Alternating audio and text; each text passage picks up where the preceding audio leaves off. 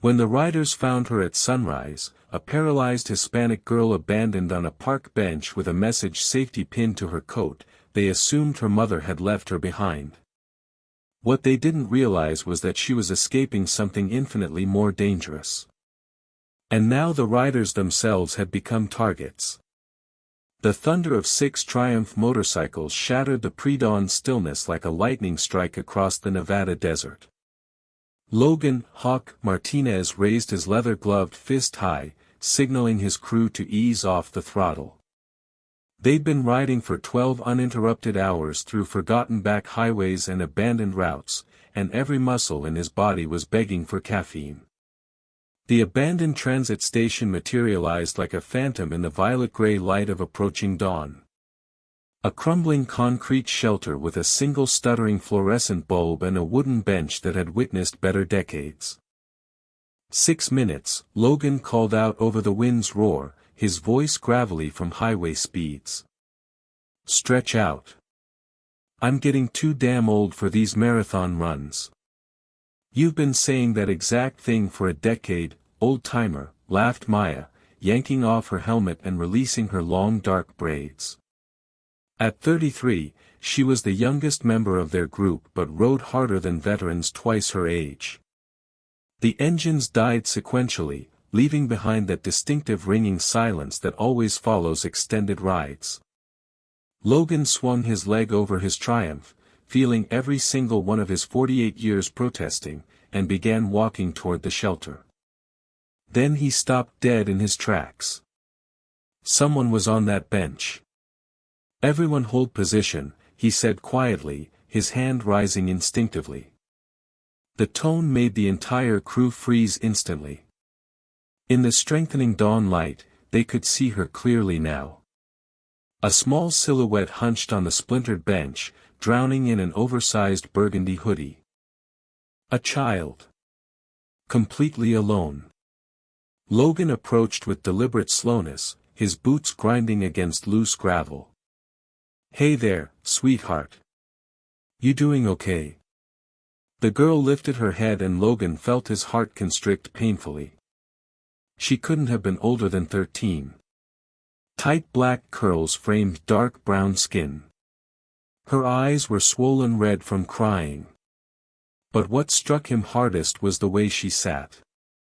One leg positioned at an unnatural angle, a worn medical brace visible beneath faded jeans. She was shivering violently despite the thick hoodie. Where's your mother, honey? Maya asked softly, kneeling beside the weathered bench. The girl's mouth opened, but only a strained sound emerged. Not quite words. More like a desperate struggle to form them. Her hands moved frantically, gesturing, pointing at nothing visible.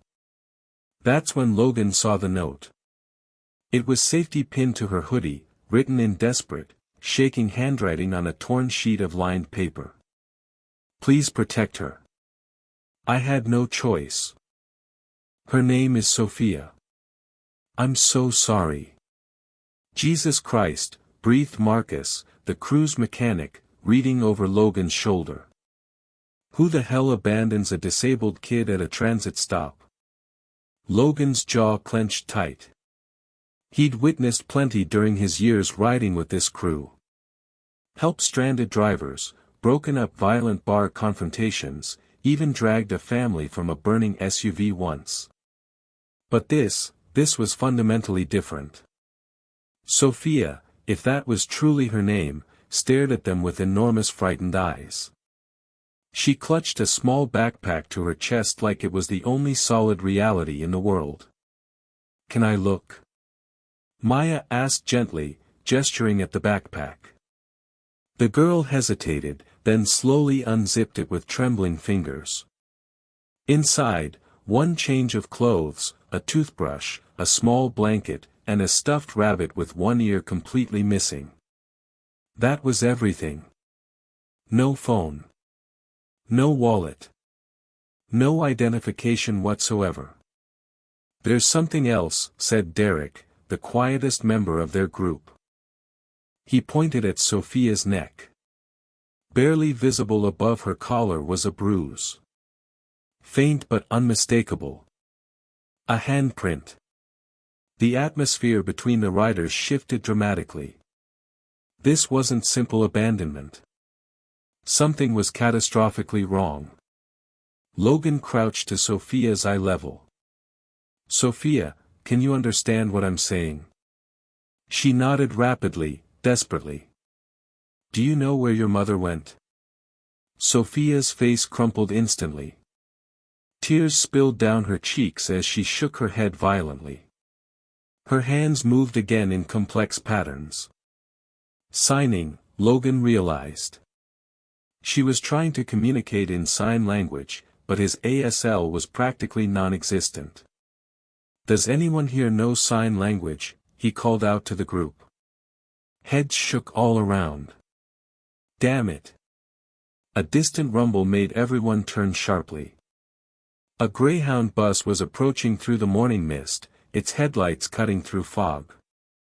It pulled up to the station with a pneumatic hiss, and the driver, a heavy-set man with salt and pepper stubble, opened the door. "This stop's only for pickups with advance tickets," he announced gruffly, then noticed the crowd. "Everything all right here? You see a woman drop off a kid here? Maybe an hour or two back?" Logan asked directly. The driver shook his head. "I'm the first bus through since midnight. Station's been empty every time I passed." The door closed with finality. The bus rolled away into the desert. And Sophia began to sob. Quiet, broken sounds that made Logan want to punch something hard.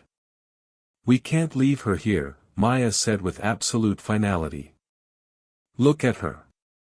She's absolutely terrified." "We also can't just take a child," Marcus argued firmly. "That's kidnapping. We need to call the authorities." "And tell them what?" Logan shot back. "That we found an abandoned disabled girl with a note. They'll throw her into the system. Foster care. She'll disappear into paperwork while her mother, wherever the hell she is, could be in danger or worse." "So what do you suggest?" Derek asked calmly. Logan looked at Sophia. At the bruise on her neck.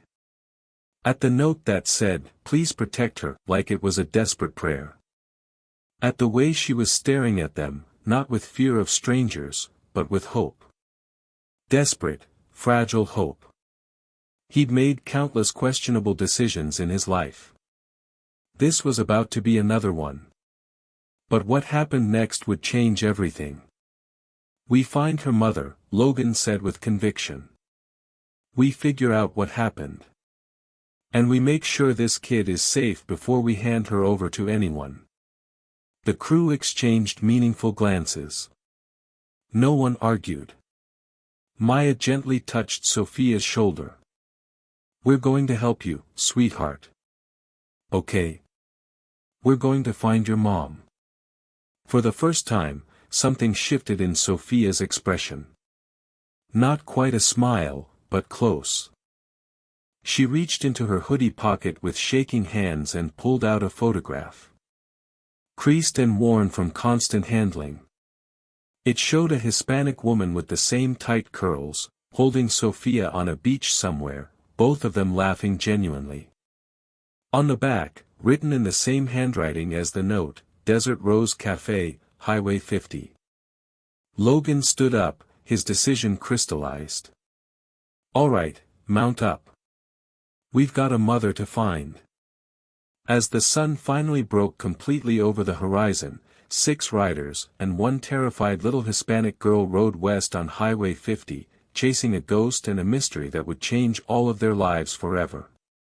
Behind them, unnoticed in the station's crumbling parking lot, a dark SUV's engine started quietly.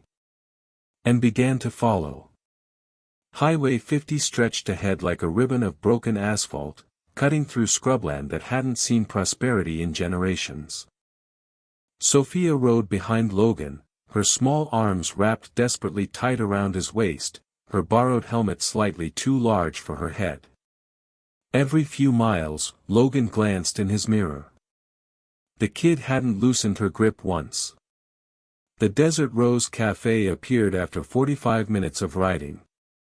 A sun-bleached adobe structure from the 1960s with a faded turquoise and white sign and a gravel parking lot dominated by potholes. 3 pickup trucks sat outside. The "Open" sign flickered weakly.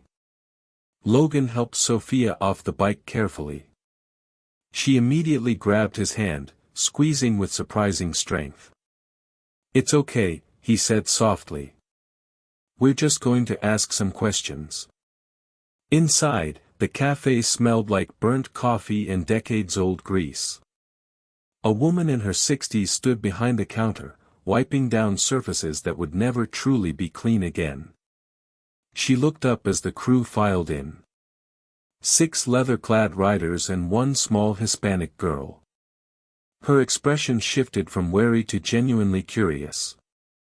"Help you folks?" she asked cautiously. Logan approached the counter, keeping Sophia close protectively. "We're looking for someone." "A woman. Hispanic, tight curls, maybe traveling with or asking about a young girl." He showed her the photograph.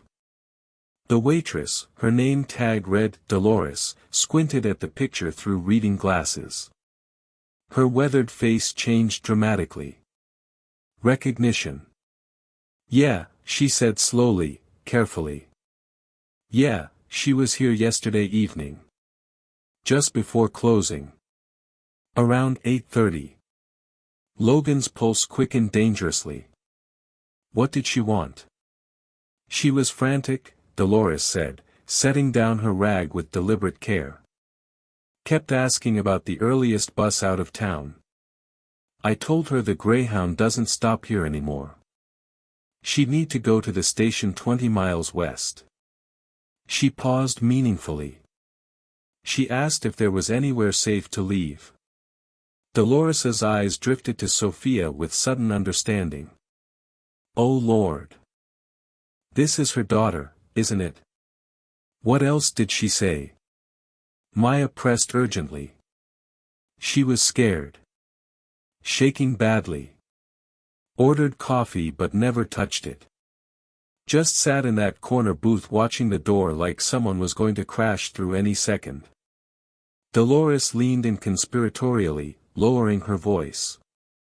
"She asked me something strange.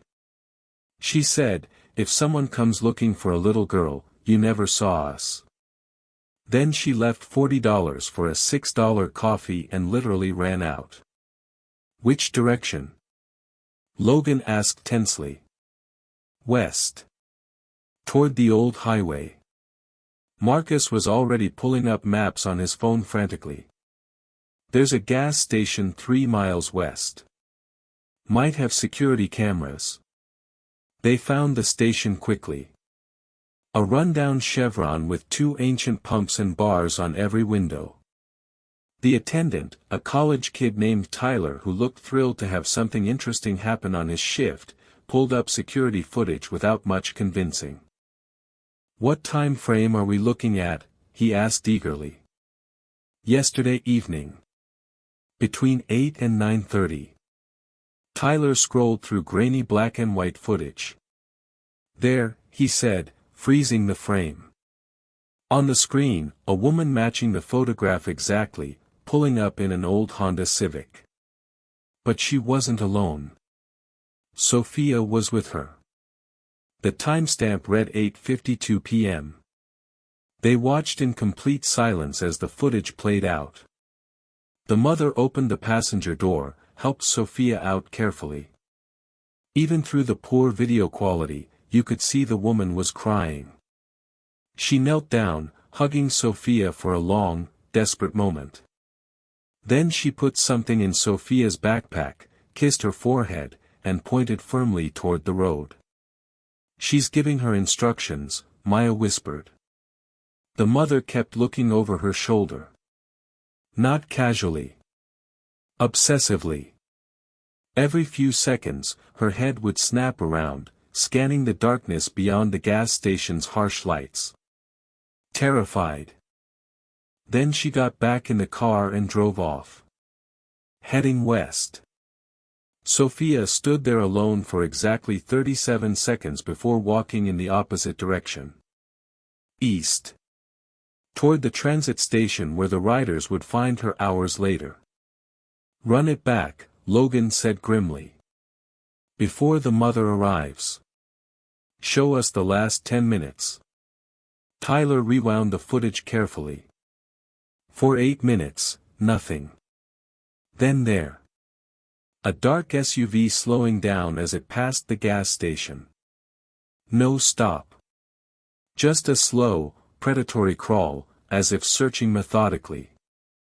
3 minutes later, the mother's Civic appeared. She was running from that vehicle, Derek said quietly. She led them away from Sophia, Maya added, her voice tight with emotion. She dropped her daughter at a different location, then drove in the opposite direction to draw them away. She's trying to protect her, Maya breathed. Sophia grabbed Logan's arm desperately, pressing a notepad into his hands. She'd been drawing while they watched. Simple pictures, but clear. A house. A window breaking. 2 figures in masks. Her mother fighting. Then the car. Separation. At the bottom of her drawing, in her mother's handwriting it must have been written before they separated, were 3 words, "Find me. Hurry." Outside, none of them noticed the dark SUV that had been parked 4 blocks away. Or that it had just started its engine. They rode harder now, purpose replacing uncertainty completely. The mother's trail led them northwest through towns that barely qualified as dots on any map. Places where buildings sagged with age and "for sale" signs had faded to ghosts. Sophia rode with Logan again, but something fundamental had changed. She was sitting straighter, more alert. Every few miles, she'd tap his shoulder and point. Sometimes at road signs, sometimes at landmarks only she could see, like she was remembering, piecing together a journey she'd only half understood when her mother had rushed her through it. But what they discovered next would shatter everything they thought they knew. At a rest stop 25 miles out, the crew gathered around a weathered picnic table while Sophia sat in the grass nearby, drawing in her notepad with intense focus. "We're chasing shadows," Marcus said, gulping water from a bottle. "We don't even know if the mother's still alive. Could be we're putting this kid in more danger by dragging her around. So what's your solution?" Maya shot back fiercely. "Drop her at a police station and hope for the best. I'm saying we're in way over our heads.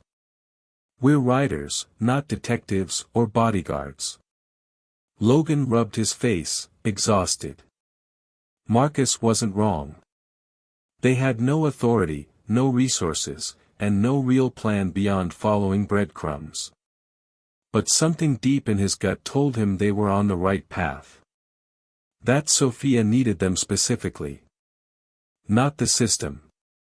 Not strangers in uniforms. Them. "Let's see what we actually know," Derek said, always the practical one. Security footage shows the mother heading west on Highway 50. Gas station attendant said she asked about safe places. Dolores said she was terrified of someone catching up. "We know there's at least 2 people after them, possibly more," Maya added grimly. "And we know Sophia saw something," Maya continued. "Something worth chasing a disabled Hispanic kid and her mother across state lines."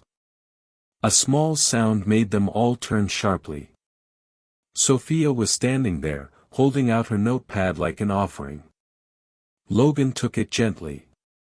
"What have you got for us, kiddo?" The first drawing was clearer than before. She'd had time to focus properly. It showed a living room. A couch. A TV. Normal domestic scene. Then the next page showed the same room, but with a shattered window, glass scattered on the floor, and two figures drawn in harsh black strokes standing in the doorway. "The break-in," Maya said softly. Sophia nodded urgently and flipped the page. This drawing showed her mother with arms raised defensively, one of the masked figures reaching toward her. And on the table between them, drawn in meticulous detail, a necklace. Gold chain. Pendant shaped like a teardrop. "That's what they wanted," Logan said. "The necklace." Sophia flipped again frantically. This drawing was rougher, more frantic. Her mother fighting. A lamp knocked over. And in the corner, small and terrified, Sophia herself watching from behind a doorframe. "You were hiding," Maya whispered. "You saw everything." Tears rolled down Sophia's cheeks, but she kept flipping pages. The next showed her mother clutching the necklace, running, the masked figures chasing. And finally, a drawing of a car. The Civic from the security footage. Her mother putting Sophia inside. The necklace pressed into her small hands. Then a drawing of her mother's face, mouth open, words coming out. Sophia touched her own ears, then shook her head sadly. She couldn't hear exactly what her mother had said, or couldn't process it fully. But she'd understood the emotion behind it perfectly. Desperation. Love. Goodbye. "She gave you the necklace," Logan said slowly, understanding dawning. "To protect it. Or to protect you." Sophia reached into her backpack, deeper than they'd searched before, into a hidden pocket. And pulled out a small Ziploc bag. Inside, the gold necklace from her drawings. The crew fell completely silent. Logan held it up to the harsh sunlight. The pendant wasn't just decorative jewelry. There was a tiny seam along the edge. Almost invisible. "It opens." With careful fingers, he pried it apart gently. Inside, a micro SD card smaller than a fingernail nestled in a custom-fitted compartment. "Holy hell," Marcus breathed. "That's what they're after," Derek said. "Not the necklace. Whatever's on that card." "Could be anything," Maya said. "Financial records. Evidence. Blackmail material. Whatever it is," Logan said grimly, "it's worth killing for." Sophia tugged on his sleeve urgently. She was drawing again. Quickly now. A building. Tall. Windows. And a sign she couldn't spell perfectly, but had drawn in careful letters, CRMSNFNNCLSRVCS. Crimson Financial Services, Maya guessed, pulling out her phone. She typed rapidly. "It's a financial consulting firm. They've got offices in." She went pale. "Oh God. They've got an office in Reno. The next big city over." "That's where the mother worked?" Marcus asked. Sophia nodded emphatically, pointing at the drawing. "She took something from her workplace," Logan said, puzzle pieces clicking together rapidly. "Witnessed something or discovered something. Copied it onto this SD card. And they sent people to get it back." "Not just get it back," Maya corrected, her voice cold. "Get it back and eliminate the witnesses. Her and Sophia." A sound made them all turn sharply. On the highway above the rest stop, a dark SUV drove slowly past. Too slowly. The windows were tinted black, but Logan could feel eyes on them. Watching. Calculating. "We need to move," Derek said quietly. "Right now." Sophia was already running toward the bikes, her limp more pronounced with speed. She looked back once, and Logan saw it clearly in her eyes. She'd seen that vehicle before. They mounted up in under 40 seconds, engines roaring to life in harmony. As they pulled onto the highway, Logan checked his mirror. The SUV had made a U-turn and was following. Logan twisted the throttle hard and his Triumph responded with a growl that vibrated through his entire chest. Behind him, Sophia's grip tightened around his waist like a vice. The dark SUV maintained its distance perfectly. 4 car lengths back. Never closer. Never farther. Professional tracking. Everyone see our tail? Logan spoke into his headset. Copy that, Maya's voice crackled back.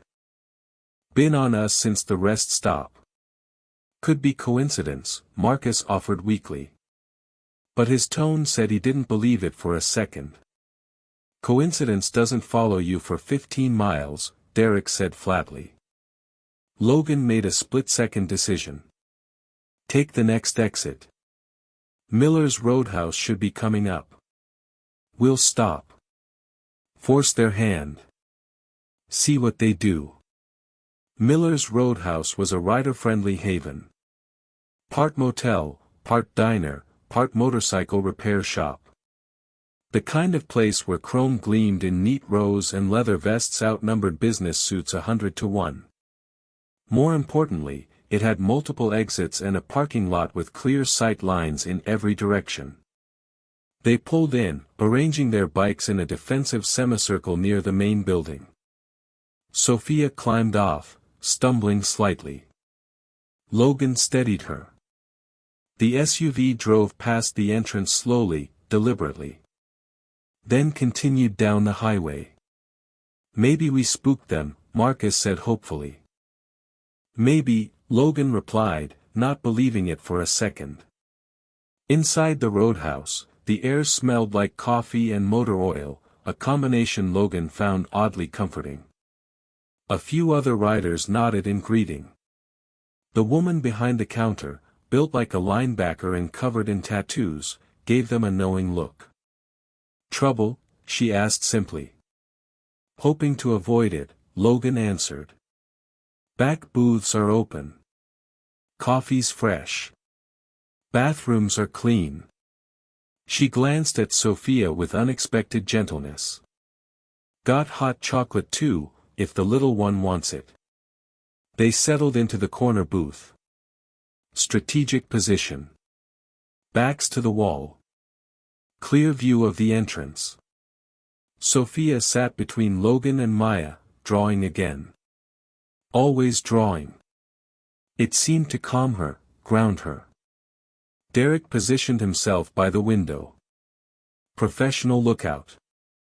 No sign of the SUV. They'll be back, Logan said with certainty. They're regrouping. Figuring out if we're worth the risk in a public place.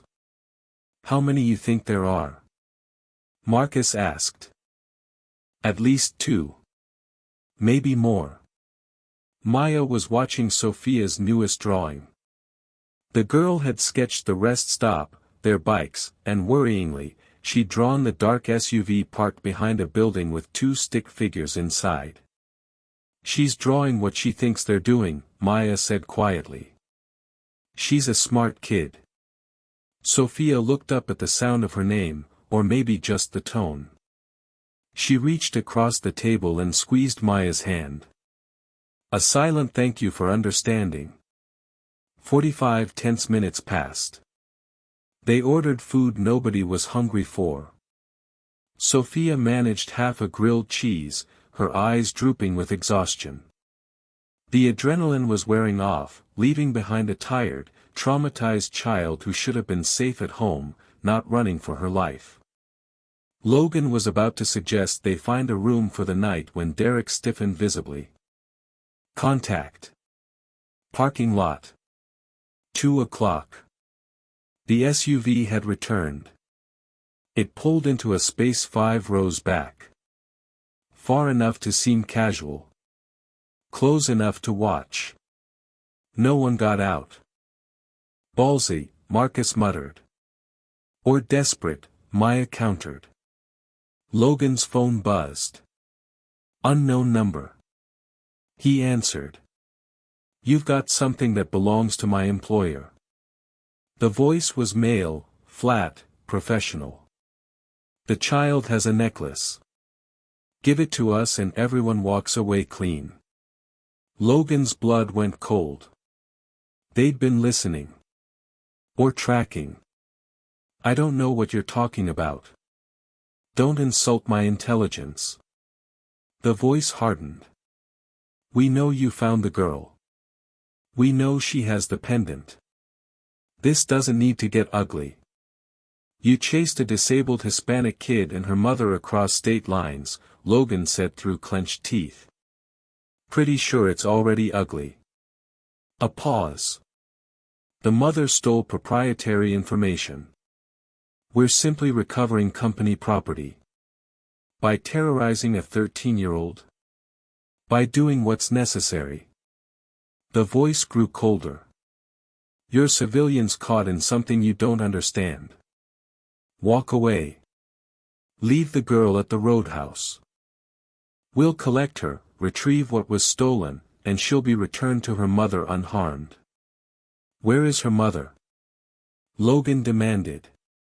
That's not your concern. It is now. Logan glanced at Sophia, who was staring at him with wide, terrified eyes. She'd heard enough of the conversation to understand. Here's my counter-offer, Logan said. You back off. And we don't go to the FBI with evidence of kidnapping, assault, and whatever financial crimes are on that SD card. A low, cold chuckle. The police can't protect you. And they certainly can't protect a little girl who can't even tell them what she saw. The line went dead. Logan set down the phone carefully, rage simmering beneath his calm exterior. They think Sophia's helpless because she can't speak, Maya said fiercely. That's their mistake. We need to move, Derek said. But where? They'll follow us anywhere.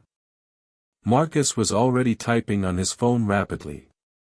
I know a place. My cousin runs a motorcycle compound 40 miles north. Private property. Gates. Cameras. Security. They'd be crazy to try anything there. Crazy or desperate? Logan reminded him. And these guys are both. Sophia tugged his sleeve. She'd drawn one more picture. The 6 riders standing between her and the dark figures. Protectors. Logan looked at his crew. Marcus. Maya. Derek. And the 2 others who'd been quietly watching their backs all day, Bear and Stitch. They'd started this ride as friends looking for a weekend escape. Now they were bodyguards for a child they'd known for less than 15 hours. Anyone want out? Logan asked. This is way beyond what we signed up for. No one moved. All right then, Logan said, standing. We ride hard. We ride smart. And we don't stop until we're behind those gates. They headed for the exit, forming a protective circle around Sophia. Through the window, the SUV's engine started. The chase was on. They lost the SUV on a series of back roads that twisted through dense pine forests. Marcus's local knowledge paying off brilliantly. By the time they reached his cousin's compound, the sun was setting, painting the sky in shades of orange and bruised purple. The compound was a fortress disguised as a motorcycle enthusiast's paradise. 20-foot reinforced fences. Security cameras on every corner. And a gate that required both a code and biometric recognition. Marcus's cousin, a massive man named Dutch, greeted them with bear hugs and surprisingly few questions. Stay as long as you need, Dutch said, eyeing Sophia with concern. Anyone tries to get through that gate, they'll regret it. They settled Sophia in a small guest room. She was asleep before her head hit the pillow, clutching her stuffed rabbit. Maya stayed with her while the men gathered in Dutch's workshop. "We can't hide forever," Derek said, stating the obvious. "We're not hiding," Logan replied. "We're regrouping. Those men want the SD card. We need to know what's on it before we make our next move." Dutch produced a laptop. "Let's see what's worth killing for." The SD card contained a single folder. Dozens of financial documents. Spreadsheets. Email chains. Logan wasn't a forensic accountant, but even he could see the pattern clearly. Crimson Financial Services had been funneling money.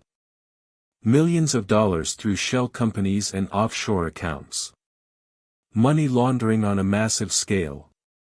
"This is federal crime territory," Marcus whispered. "And Sophia's mother documented all of it," Logan said, scrolling through the damning evidence. Bank transactions. Coded communications. Names of everyone involved. One email chain made him stop cold. It was from 7 months ago. A discussion between executives about an audit issue. An accountant asking too many questions. The accountant's name, Carmen Rodriguez. Sophia's mother. "She found the scheme," Derek said.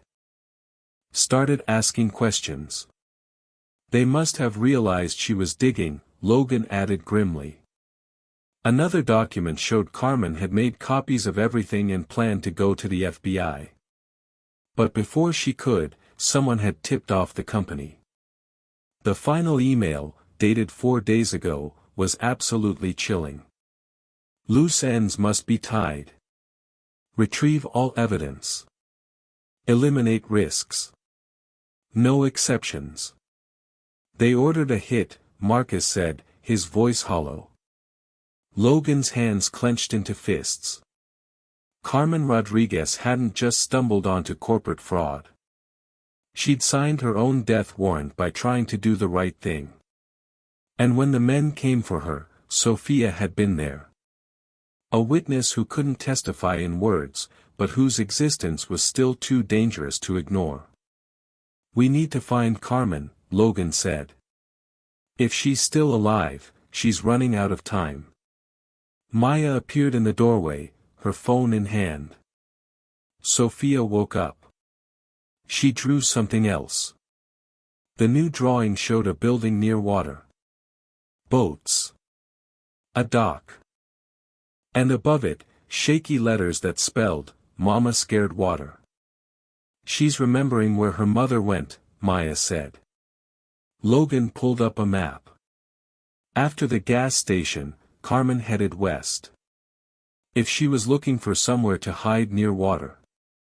His finger traced the coastline. There. Port Clearwater. It's a fishing village about 70 miles from where we found Sophia. Small. Isolated. Perfect place to disappear, Derek added. Or get cornered, Derek added darkly. Dutch cleared his throat. "I've got contacts in Port Clearwater. Fishermen mostly. I can make some calls. Ask if anyone's seen a woman matching her description." 20 minutes later, Dutch had a hit. A woman renting a room above the old bait shop. Paid cash. Keeps to herself. Arrived 3 nights ago. The description matched Carmen's photo perfectly. "She's alive," Logan breathed. "For now," Maya said grimly. "But if we figured out where she is, so can they." Sophia appeared in the doorway, rubbing her eyes. She looked at the map on the laptop screen, at the marker on Port Clearwater, and her face crumpled with hope and fear mixed together. Logan knelt beside her. "Your mom is in Port Clearwater. We're going to get her. I promise you that." Sophia threw her arms around his neck, sobbing silently into his shoulder. Logan held her, this broken child who'd somehow become his responsibility, and made a vow. He would reunite this family. Or die trying. They planned to leave at dawn. But at 3:47 a.m., Dutch's security system blared to life. Perimeter breach, Dutch announced, pulling up camera feeds. 4 vehicles. 10 men. They're at the fence. On the screen, figures in dark tactical clothing were surveying the compound systematically. Professional. Prepared. One of them produced industrial bolt cutters. They found us, Marcus said. No, Logan corrected, a terrible realization dawning. They let us think we lost them. They've been tracking us the whole time. He looked at Sophia's backpack in the corner. Check her things. Now. Maya dumped the contents frantically. Hidden in the lining of the backpack, so small they'd missed it, was a GPS tracker the size of a quarter. They've known our location all along, Derek said. Outside, the fence began to rattle as the bolt cutters started their work. Get Sophia, Logan ordered. Back exit. We leave everything but the SD card. And we go now. The hunters had found them. And they weren't leaving empty-handed this time. They escaped through Dutch's emergency exit. A hidden tunnel that led to a barn a quarter mile from the main compound. Behind them, they could hear shouting, the crash of the gate giving way. Dutch stayed behind to buy them time, shotgun in hand, promising to tell the intruders nothing. They rode through the darkness without headlights, using night vision and pure instinct. Sophia clung to Logan like she'd never let go, trembling against his back. They didn't stop until they reached Port Clearwater 3 hours later, just as dawn broke over the Pacific. The fishing village was exactly as described. Weathered buildings clinging to rocky shores. Boats bobbing in the harbor. And the smell of salt and old wood everywhere. The bait shop sat at the end of a sagging pier, a 2-story structure that looked one storm away from collapse. Stay alert, Logan said quietly. They're behind us. And they're furious. They found Carmen Rodriguez in the room above the bait shop. She was sitting on the edge of a narrow bed, staring at a photograph. The same beach photo Sophia carried. When the door opened, she spun around, grabbing a kitchen knife from the nightstand. Then she saw Sophia. The knife clattered to the floor. Sophia. Oh God. Sophia. Mother and daughter collided in the middle of the room, both sobbing. Carmen dropped to her knees, running her hands over Sophia's face, her arms, checking frantically for injuries, while tears streamed down her cheeks. Sophia was making sounds Logan had never heard from her. Half words. Half cries. Pure emotion. How did you find her? Carmen asked, looking up at the riders with red-rimmed eyes. I left her at the transit station. I prayed someone good would find her. Take her somewhere safe while I led them away. We found her at dawn, Logan said gently. She had your note. And this. He held up the necklace. Carmen's face went pale.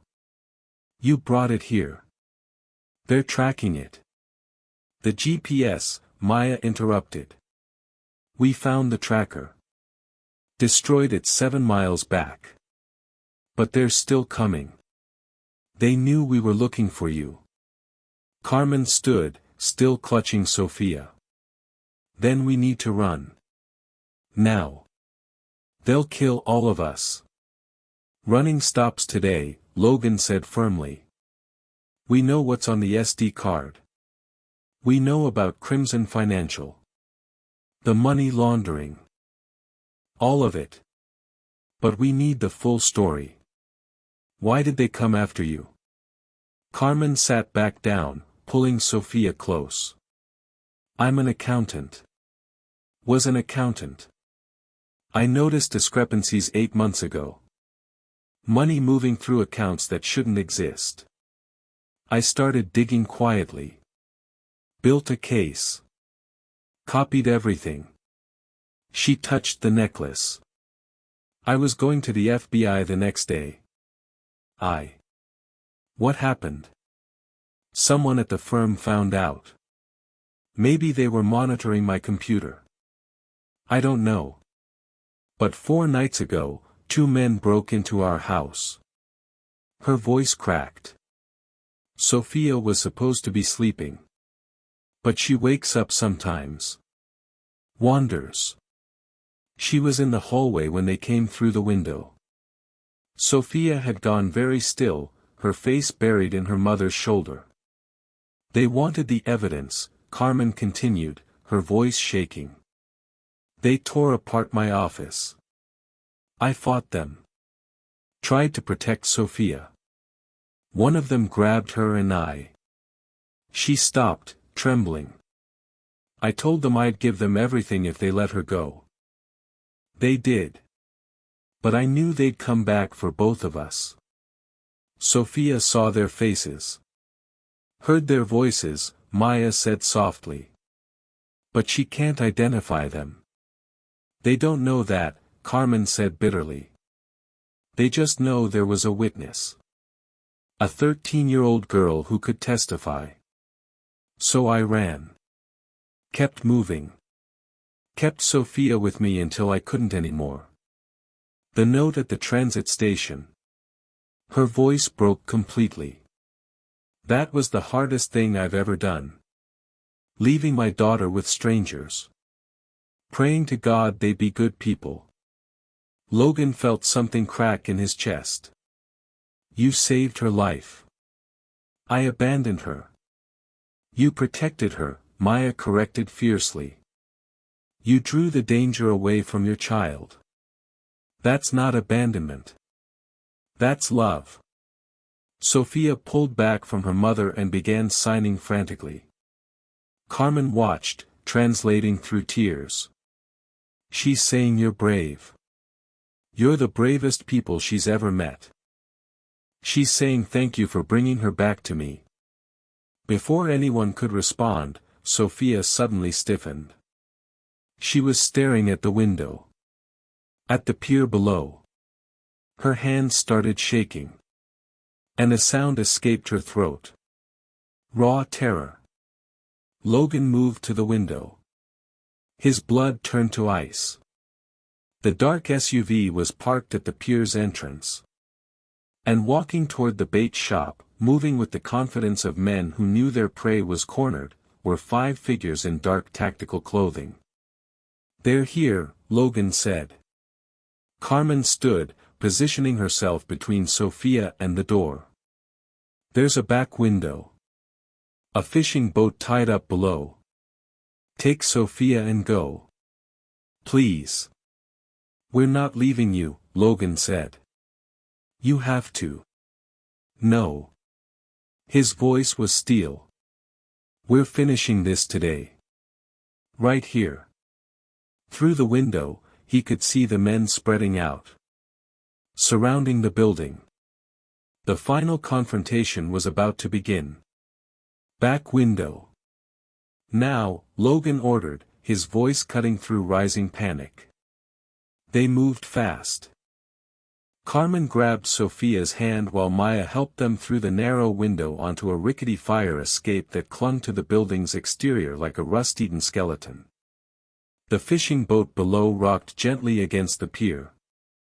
Their escape route if everything went south. Logan, Derek, Marcus, Bear, and Stitch took positions inside the room. They weren't fighters by nature. But decades of riding had taught them strategy. And they had one advantage. The intruders expected scared civilians. Not organized resistance. We don't have weapons, Marcus said nervously. We have brains, Logan replied, scanning the room. And home advantage. The footsteps on the stairs were deliberate. Unhurried. Confident. The door handle turned slowly. 5 men entered.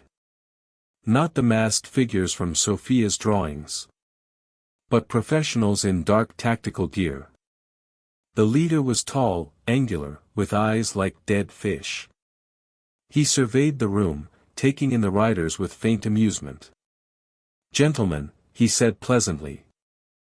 "You've led us on quite a chase.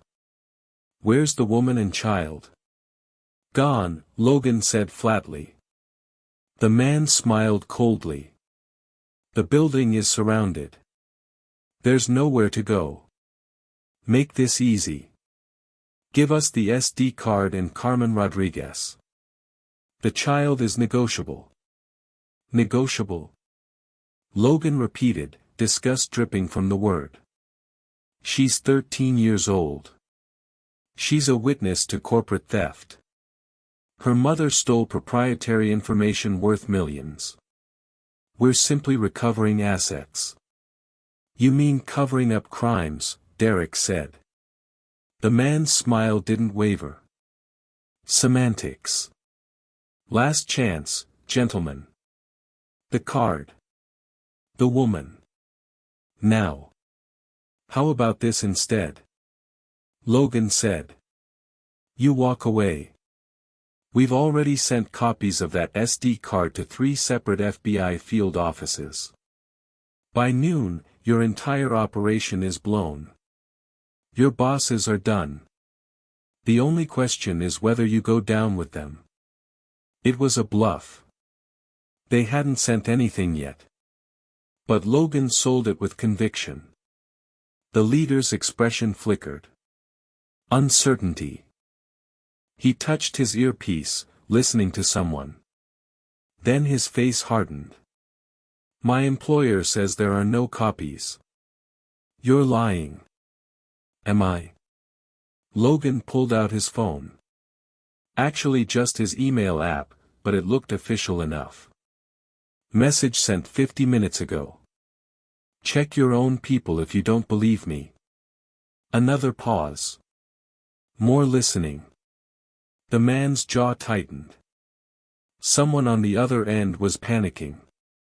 "Even if that's true," the leader said slowly, "witnesses are still a problem. The woman. The child. You. 6 witnesses now." Stitch spoke up from the corner. 6 writers who testify about everything we've seen. You really want to add mass murder to your resume? The standoff stretched like piano wire. Ready to snap. Then chaos erupted from below. A woman's scream. "Carmen!" Cut through the tension. Everyone's head snapped toward the window. On the pier below, 3 more men had appeared. Grabbing Carmen as she tried to get Sophia into the boat. Sophia was fighting. Her small fists useless against trained operatives. The leader smiled coldly. Negotiations over. Logan moved without thinking. He grabbed the room's small table and hurled it at the intruders. Buying seconds. Go. The riders crashed through the men. Not fighting. Bulldozing. Using mass and momentum to break past. They hit the stairs running. The sound of pursuit immediate behind them. They burst onto the pier into blinding morning sun. Ahead, Carmen was on her knees. One man's hand twisted in her hair. Sophia was being carried toward the SUV. Kicking and screaming silently. "Sophia!" Logan roared. Everything seemed to happen at once. Bear, the largest of the crew, charged the man holding Carmen like a linebacker.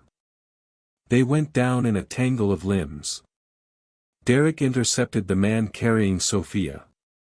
Using a wrestling move that sent them both sprawling onto the wooden planks. Maya grabbed Sophia, pulling her away from grasping hands. Marcus and Stitch positioned themselves between the family and the SUV. Arms spread. Human shields. Logan found himself facing the leader, who'd drawn a pistol. "This ends badly for you," the man said. "For both of us," Logan replied. "But I'm okay with that." "Are you?" In the distance, sirens wailed. Someone, probably the bait shop owner, had called the police. The leader heard them too. His face transformed from confidence to calculation. He looked at his scattered men. At the bikers who refused to break. At the arriving backup he didn't have time for. "This isn't over," he said. "Yeah, it is," Logan replied. The man lowered his weapon, touched his earpiece, and spoke a single word. "Retreat." The operatives disengaged, moving with military precision back to their vehicles. Within 45 seconds, the SUV was speeding away from the pier, leaving behind nothing but the echo of violence and the sound of approaching police cars. Carmen was clutching Sophia, both of them shaking. Maya had her arms around them both. The riders stood in a defensive semicircle, bloodied but unbroken. They'd won. For now. The police station in Port Clearwater was small. 4 desks, outdated computers, and the smell of burnt coffee that seemed universal to law enforcement everywhere. But the FBI agents who arrived 3 hours later were a different breed entirely. Sharp suits, sharper eyes, and the kind of authority that made local cops step back. Special Agent Rachel Morrison. No relation to anyone here, she'd clarified with a slight smile. Listened to Carmen's story with the patience of someone who'd seen horrors before, but never stopped caring. The SD card sat between them on the table, loaded into a laptop, its contents illuminating her face with the cold glow of evidence. "This is substantial," Agent Morrison said finally. "Crimson Financial has been on our radar for 20 months. But we couldn't penetrate their operations. You've handed us everything we needed. Will it be enough?" Carmen asked, her voice hoarse from crying and talking. "To stop them? More than enough. We'll have warrants issued by end of day. The men who came after you, their employers, everyone in the chain. They're done." She leaned forward. "Miss Rodriguez, you and your daughter are going to need protective custody for a while. Until we've made arrests and secured testimony." Carmen's hand tightened around Sophia's. "How long?" "A few weeks. Maybe a month. Then you'll be placed in witness protection. New identities. New location." "No," Carmen interrupted. "No running. No hiding. We've been running for days. Sophia deserves to have a home. A real life. If you need us to testify, we'll testify. But we're not disappearing." Agent Morrison studied her for a long moment, then nodded with what looked like respect. "All right. We'll arrange security. You'll be safe. Both of you. I promise." Outside in the hallway, the riders waited. They'd given their statements separately, corroborated each other's stories, and now sat in exhausted silence. Logan's ribs ached from the scuffle. Marcus had a split lip. Derek's knuckles were swelling. But they were alive.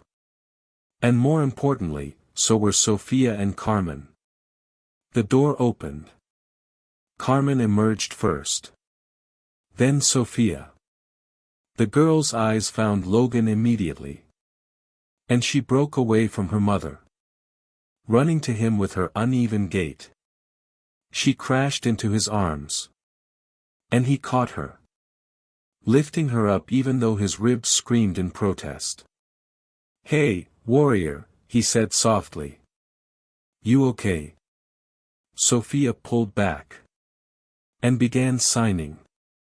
Her mother translated, voice thick with emotion. "She says you're her heroes. All of you. She says she'll never forget what you did." "We couldn't have done anything less," Maya said, her own eyes glistening. Carmen approached Logan, Sophia still in his arms. "I don't know how to thank you. You found her. You protected her. You brought her back to me when I thought." Her voice broke. "When I thought I'd lost her forever." "You never lost her," Logan said. "You saved her life. Everything we did was just finishing what you started." "I left her alone at a transit stop," Carmen whispered. "What kind of mother does that?" "The kind who loves her child more than her own safety," Maya said firmly. "The kind who draws danger away from the person she loves most." "That's not abandonment, Carmen. That's sacrifice." Carmen broke down then. And Maya pulled her into a hug while Sophia clung to both of them.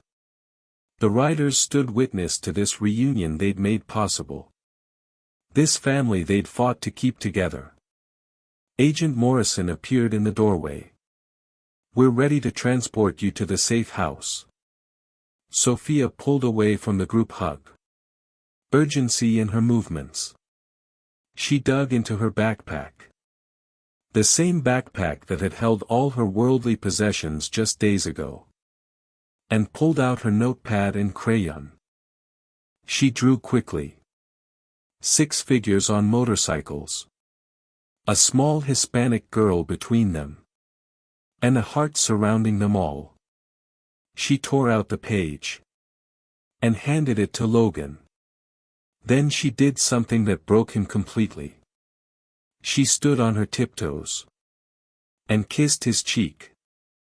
Her small hand touched his face. And even though she couldn't speak, her expression said everything. "Thank you. I love you. I'll remember you forever." Logan knelt down to eye level with her. From his pocket, he pulled out a small silver bracelet. Nothing fancy. Just a simple chain with a tiny motorcycle charm he bought from the gas station that morning. He fastened it around her wrist. "You were never alone, Sophia," he said, his voice rough. "Not at that transit stop. Not on the road. Not ever. And you never will be. Somewhere out there, you've got 6 riders who will drop everything to help you. Always. That's a promise." Sophia threw her arms around his neck one final time. Logan held her. This brave little girl who'd survived horrors and kept fighting. Who'd trusted strangers when she had no reason to trust anyone. "Time to go," Agent Morrison said gently. Carmen took Sophia's hand. At the door, they both turned back. Sophia waved. The bracelet catching the light. Logan and his crew waved back. Watching until mother and daughter disappeared into a waiting vehicle. Protected now. Safe now. Together now. The riders stood in the hallway for a long moment. None of them speaking. Finally, Marcus broke the silence. "So. Anyone up for that coffee we never got?" Despite everything. The exhaustion. The pain. The emotional weight of the last 48 hours. Logan laughed. "Yeah. Coffee sounds good." They walked out of the police station into brilliant coastal sunshine. Their motorcycles sat in a row where they'd left them. chrome gleaming. Ready for whatever came next. Logan looked at his crew. His family. Hell of a ride. Best one yet, Maya agreed. They mounted up. Engines roaring to life in harmony. As they pulled onto the coastal highway, Logan glanced in his mirror one last time. At the town of Port Clearwater. At the place where a mother and daughter had been reunited. Where a nightmare had finally ended. In his pocket, Sophia's drawing crinkled against his chest. 6 riders and a little Hispanic girl. Surrounded by a heart. Some rides you take for the freedom. Some rides take you exactly where you're meant to be. Logan twisted the throttle. And rode toward the horizon.